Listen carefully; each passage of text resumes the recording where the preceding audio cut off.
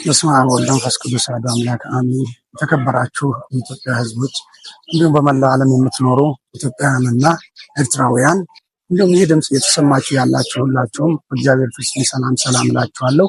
እንግዲህ በየዓመቱ የኢትዮጵያ ኦርቶዶክስ ተዋሕዶ በዚህ በአላባ መንበረ ብርሃን መሰረተ ድንግል ሰንበት ትምህርት ቤት አማካኝነት በየዓመቱ እንደዚህ ላሉ ለነዳያን እንግዲህ የተለያዩ ጸበል ጻድቅ ታዘጋጃለች። እንዲሁም ደግሞ አልባሳትን ደግሞ ልብሰ ተክህኖም ያለውን ነገር ሁሉ እየሰጠች እነዚህን የኔ ቤቶችን እንግዲህ እያስተባበረች ትገኛለች እና በተለይ ይህ ፕሮግራም እየደገፋችሁ ላላችሁ ለደገፋችሁ ለሰጣችሁ ሁሉ በእውነት በኢትዮጵያ ኦርቶዶክስ ተዋሕዶ በአላባ በምትገኘው መንበረ ብርሃን መሰረተ ድንግል ሰንበት ትምህርት ቤት ልባዊ ምስጋናችንን እናቀርባለን።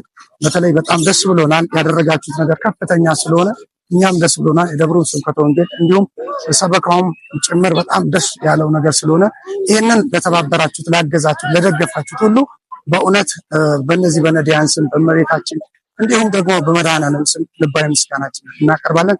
ለሰጣችሁት፣ ላሰባችሁት እንዲሁም በጉልበታችሁም በእውቀታችሁም ላሰባችሁም ለተራዳችሁም ሁሉ በእውነት ከልብ እናመሰግናለን።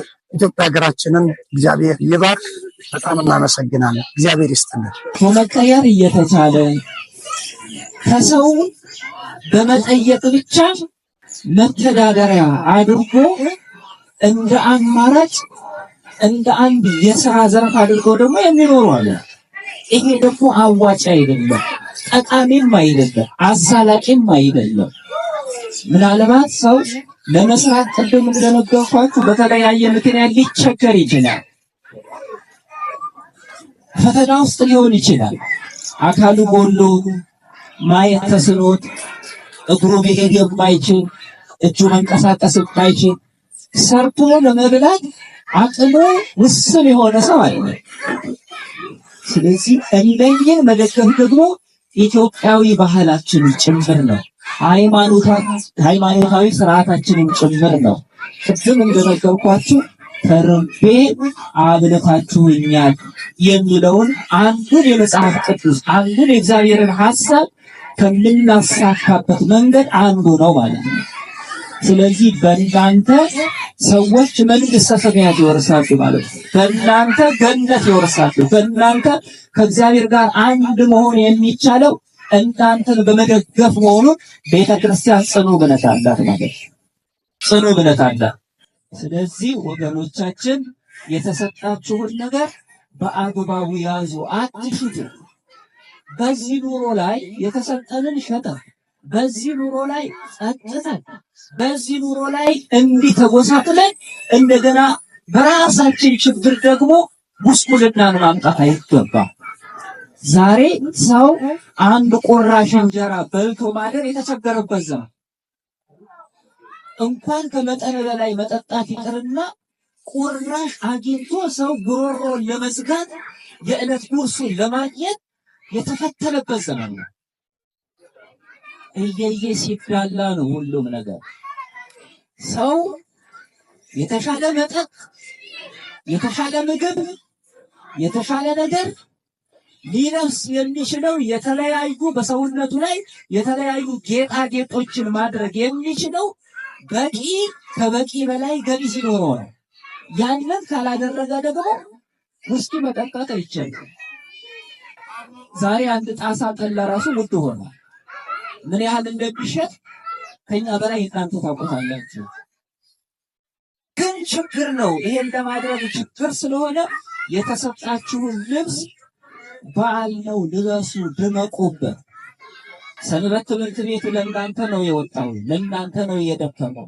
ሰበካ ጉባኤው በሰጠው አቅጣጫ መሰረት፣ በሰጠው ፈቃድ መሰረት ተንቀሳቅሶ ከተማውን እንዳለ አካሎ በእግራቸው ከተማውን ዞረው የሰበሰቡት ልብስ እናንተ እንድትለብሱት ነው፣ እንድትሸጡት አይደለም። ነውር ነው፣ መሸጥም ነውር ነው። ስጦታ አይሸጥም፣ ስጦታ አይገለባበጥም፣ ለአንዱ ተላልፎ አይሰጥም። ስጦታ ክቡር ነው። መርፌም ስጦታ ነው፣ በክብር መቀመጥ መቻል አለ። የመርፌ ስጦታ ራሱ አይናገር እንኳን የልብስ ስጦታ። ስለዚህ ሰንበት ትምህርት ቤቱ የደከመውን ድካም መና እንዳታደርጉት አደራችሁ። በቤተ ክርስቲያን አምላክ ስም ነው በነገራችሁ። ስለዚህ የበዓል ዕለት የተሰጣችሁን ጫማም እንበለው ልብስም እንበለው አጊጣችሁ መጥታችሁ ካለው እኩል ቤተ ክርስቲያን ያዘጋጀችላችሁን የሥጋ ማዕድ መጥታችሁ በዕለቱ ተካፍላችሁ መሄድ ይጠበቅባችኋል ማለት ነው። ስለዚህ ይሄን እንድታደርጉ በቤተ ክርስቲያን ስም መልእክት አስተላልፋለሁ። በዚህ ጉዳይ ላይ ሱታፌ ያደረጉ የሰንበት ትምህርት ቤት አባላት እንዲሁም ደግሞ ሰበካ ጉባኤ ፈቃድ በመስጠት እንዲሁም ደግሞ በዕለቱ ጥሪ አክብራችሁ የቤተ ክርስቲያኒቷን ሕጋዊ ማዕተም ክብር ሰጥታችሁ ደብዳቤውን አክብራችሁ የመጣችሁ አረጋውያን ሽማግሌዎች እንዲሁም ከመንግስት ተቋማት የመጣችሁ የመንግስት የሥራ ኃላፊዎች በቤተ ክርስቲያን አምላክ ስም ምስጋናችንን እናቀርባለን። እግዚአብሔር ይስጣችሁ። አላባ ለሰላም ሞዴል የሆነች ከተማ ነች። አንዱ ከአንዱ ተስማምቶ የሚኖርበት እስልምናው፣ ክርስትናው፣ ሌሎችም የእምነት ወገኖች ተደማምጠውና አንድ ሆነው የሚኖሩበት ኮሽታ የሌለበት ተስማምቶ ተፋቅሮ የሚኖርበት ምድሪቷ የጋራ ነች፣ እምነት ደግሞ የግል ነች የሚል ጽኑ አቋም ያለው ማህበረሰብ የበዛበት ሰላም ወዳድ ህዝብ ነው። ሰላም ወዳድ ህዝብ ነው። ስለዚህ በእውነት አላባ የተለየች ከኢትዮጵያ ካሉት ክፍለ ከተሞች አንደኛዋ ሰው በሌሊት እንደ ልቡ ወጥቶ የሚገባላት ሰው በፈለገው ሰዓት ሌሊት ለአምልኮ የሚወጣበት ከየት መጣ ከየት አካባቢ ነህ አንተ ጥቁር ነህ አንተ ቀይ ነህ የዘር ሐረጉ የማይጠየቅበት በኢትዮጵያዊ ማንነቱ ብቻ ተከብሮ የሚኖርበት ሰው በመሆኑ ብቻ ተከብሮ የሚኖርበት ልዩና ሞዴል ከተማ ነች አላባ። ስለዚህ በዚህ ለየት ያደርጋታል ይህች ከተማ።